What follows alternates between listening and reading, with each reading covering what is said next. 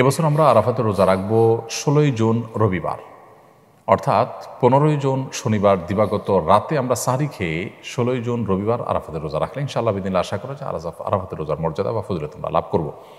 নবী করিম সাল্লাল্লাহু আলাইহি ওয়াসাল্লাম বলেছেন, সিয়ামু ইয়াউমি আরাফা আহতাসিবু আল্লাহি আন ইউকাফিরা সানাতাল্লাতী ক্বাবলাহু ওয়াল্লাতী বা'দাহু। অর্থাৎ আরাফাত দিনের রোজা যদি কেউ রাখেন তাহলে আল্লাহ তাআলার প্রতি আমার আশা হলো যে এর বিনিময়ে আল্লাহ তাআলা তাকে 1 বছর পূর্বের এবং 1 বছর পরের গুনাহ মাফ করে দিবেন। অতএব আরাফাতের রোজা রাখার চেষ্টা আমাদের করা উচিত। খুবই ফজিলতপূর্ণ একটি আমল। অন্য আরেকটি রোজা বা আরেকটি আমল পাওয়া যায় না যে আমলে আসলে 1 বছর পূর্বের তো বটে, 1 বছর অগ্রিম গুনাহ আল্লাহ তাআলা মাফ করবেন এবং কবিরা গুনাহগুলো থেকে অবশ্য তওবা করে মাফ চাইতে হবে, বান্দার হক আদায় করে মাফ চাইতে হবে। আর সগীরা গুনাহ আল্লাহ তাআলা এই সমস্ত আমলের মাধ্যমে মাফ করে দেবেন ইনশাআল্লাহ তাআলা।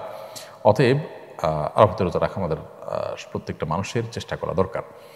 তবে আরাফাতের রোজা আমরা 9 তারিখ জিলহজের 9 তারিখে রাখবো নাকি হাজিরা যেদিন আরাফাতে অবস্থান করেন সেদিন রাখবো, সেদিন আমাদের 8 তারিখ হলেও, এ সম্পর্কে দুটি মত আছে, আমরা বিভিন্ন সময় বলেছি এবং দুটি মতই ইজতিহাদি। তবে আমার কাছে এটি এখন পরিষ্কার যে আসলে যেই দেশে যখন জিলহজের 9 তারিখ হবে সেই দেশটিতে তখন আরাফাতের রোজা রাখাটা অধিকতর যুক্তিযুক্ত। যদিও নবী সাল্লাল্লাহু আলাইহি ওয়াসাল্লামের ভাষায় সিয়াম ইয়াউম আরাফা বলতে আরাফার দিন, আরাফার সাথে সম্বোধন করে বলেছেন, কিন্তু আসলে ইয়াউমুত তারবিয়া বলা হয় 8 তারিখকে জিলহজের, এবং ইয়াউমে আরাফা বলা হয় 9 তারিখকে, ইয়াউমুন নাহার বলা হয় 10 তারিখে। ইয়াউমুন নাহার বলতে কিন্তু সাধারণত হাজি সাহেবরা যে কোরবানি করে থাকেন সেটা তারবিয়া বলতে 8 তারিখকে বোঝানো হয় হাজি সাহেবদের, কিন্তু আমরা যখন ফিকহের কিতাবপত্রে 8 তারিখ ইয়াউমুত তারবিয়া বলি তখন 8 তারিখকে বুঝি পৃথিবীর প্রত্যেক প্রান্তের মানুষের জন্য। ঠিক একইভাবে ইয়াউমুন নাহার বলতে 10 তারিখকে বুঝি, একইভাবে ইয়াউম আরাফা বলতে 9 তারিখকে বুঝবো।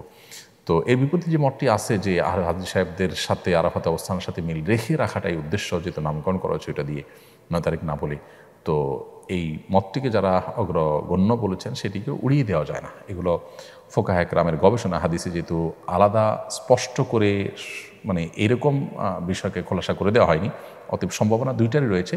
তবে 9 তারিখের অর্থাৎ যেখানে পৃথিবীর যে দেশে যখন 9 তারিখ, সেই 9 তারিখকে আরাফাতের দিন হিসাবে গণ্য করাটা আমাদের কাছে অধিকতর শক্তিশালী মনে হয়। তারপরও কোনো কোনো বর্ণায় জিলহজের প্রথম 9 দিনই নফল রোজা রাখার কথা বলা হয়েছে। অতএব আমাদের সে আমলটা করি তাহলে তো আর বিতর্ক বা সন্দেহের ঊর্ধ্বে আমরা উঠে যেতে পারি, সেটি আমরা চেষ্টা করতে পারি। এবং ফোকায়ে কেরাম এই জিলহজের 9 দিনের সব দিনগুলোর রোজাগুলোকেই কিন্তু তারা মুস্তাহাব উল্লেখ করেছেন। অতএব এবছর আরাফাত দিনের রোজা হিসাবে আমরা জিলহজের 9 তারিখ অর্থাৎ 16ই জুন রবিবার রোজা রাখবো ইনশাআল্লাহ তাআলা। আর যদি কেউ তার আগের দিনগুলো সাথে মিলিয়ে রাখেন সেটা আরও ভালো, আরও প্রশংসনীয়। বরং সবগুলো দিন অর্থাৎ প্রথম 9 দিনই রোজা রাখাটা মুস্তাহাব। খুব শীঘ্রই হজের মূল কার্যক্রম শুরু হচ্ছে। হজের দিনগুলোতে হাজী সাহেবদের করণীয়গুলো এক নজরে একটু বলবেন। 8 তারিখে কিংবা 7 তারিখ সন্ধ্যায় মক্কা থেকে এহরামের কাপড় পরে, এহরামের কাপড় পরার আগে যথারীতি গোসল করে ফ্রেশ হয়ে এহরামের কাপড় পরে আমরা বাসে চড়ে মিনা চলে যাবো। হাজী সাহেবগণ সবাইকে বাসে করে মিনা নিয়ে যাওয়া হবে। মিনায় যখন আমাদেরকে নিয়ে যাওয়া হবে সেখানে 5 ওয়াক্ত নামাজ জামাতের সাথে আমরা মিনার তাবুতে পড়বো, আদায় করব এবং পুরো সময় জুড়ে আমরা আল্লাহ স্মরণ করবো, আরাফাতের প্রস্তুতি নিব এবং পুরো দিন সেখানে আমরা অবস্থান করব। এর বাইরে বিশেষ কোনো আমল সেখানে নেই। এবং 8 তারিখ রাতে কোনো এজেন্সি বাসে করে আমাদেরকে নিয়ে যাবে আরাফাতে। সেক্ষেত্রে 5 ওয়াক্ত নামাজ বিনা যদি পড়া নাও হয় কোনো অসুবিধা নেই, 5 ওয়াক্ত নামাজ পড়াটা সুন্নাহ, 1 ওয়াক্ত কম পড়া হলেও জায়েজ আছে। আমরা রাতে চলে যেতে পারবো মিনা এই আরাফাতে। আর যদি কেউ সকালে নেয় কোনো এজেন্সি তাহলে সকালে যাবো, কোনো অসুবিধা নেই। সকালে দেরি হলে কোনো সমস্যা নেই, তবে ফজর করে যাওয়াটা সুন্নাহ। 9 তারিখ সকালবেলা যাওয়াটা হলো সুন্নাহ আরাফাতে। আরাফাতে যাওয়ার পর আমরা সেখানে রেস্ট করবো, খাওয়া দাওয়া করবো, জোহর নামাজ আদায় করে এরপর দীর্ঘ সময় ধরে একেবারে সূর্য ডোবা পর্যন্ত আমরা দোয়া এবং মুনাজাতে মাশগুল থাকবো।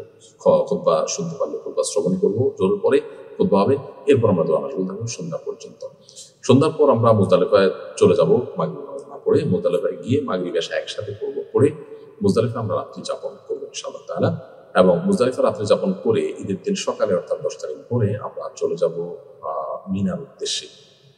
মিনা বলতে জামালাতের উদ্দেশ্যে। জামালাতে গিয়ে বড় জামালায় পাথর মেরে তারপর আমরা কোরবানি করব। কোরবানি করে মাথার চুল আমরা চাচবো। চাচার পর আমরা এহরামের কাপড় খুলে ফেলতে পারবো। এই পুরো সময় আমাদের তালবিয়া চলবে, জামালাত পাথর আগ পর্যন্ত লব্বাইক আল্লাহুম্মা লব্বাইক চলতে থাকবে। সেই সাথে তাকবীরে তাশরিক 9 তারিখে সকাল থেকে চলতে থাকবে। আল্লাহু আকবার, আল্লাহু আকবার, লা ইলাহা ইল্লাল্লাহু আকবার, আল্লাহু আকবার, আলহামদুলিল্লাহ। এরপর আমরা হজের যে তওয়াফ আছে মক্কা এসে সেই তওয়াফ করবো। আর শরীরে যদি ক্লান্তি অনুভব হয় নিজেরা যদি হোটেলে বা অন্য কোথাও অবস্থান করি আর এই তওয়াফটা একদিন বা দুদিন পরেও করি, কোনো অসুবিধা নেই। হজের তওয়াফ এটা এহরামরত অবস্থায় করা জরুরি না। যদি আপনার কোরবানি হয়ে থাকে তাহলে এহরামের কাপড় আপনি খুলে ফেলতে পারেন চুল চাষার পর। এরপর আপনি হজের তওয়াফ করলেন, সাই করলেন, আপনার হজের মূল কার্যক্রমগুলো সম্পাদন হলো। পাশাপাশি 10 ঈদের দিন রাতে এবং 11তম দিবসের দিন